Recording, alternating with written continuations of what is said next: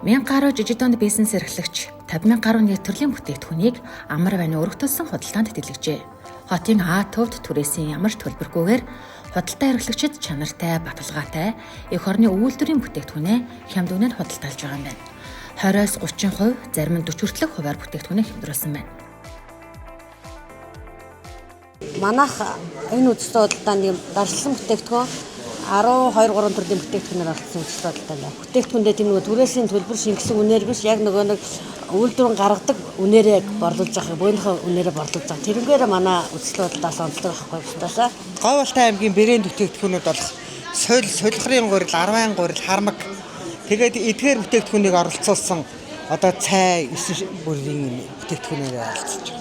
Энэ удаагийн үзлэл ер нь хэр өргөөрөө тоолж байна?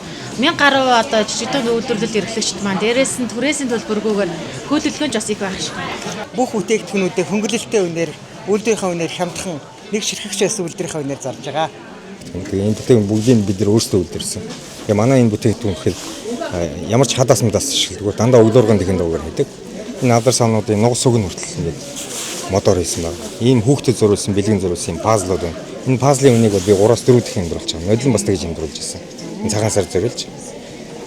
Тэгэл ерөнхийдөө энэ нөгөө жижиг дунд үйлдвэрийн газраас энэ туризмын төлбөрийг үйлчлүүлж байгаа гол давуу тал нь тэр байна. Манай бүтээгдэхүүн яг зах зээлийн үнээс 20-30% хямдхан борлуулдаг. 30%-аас хямдруулж ингэж шууд гар дээрээсээ борлуулж байгаа байхгүй юу?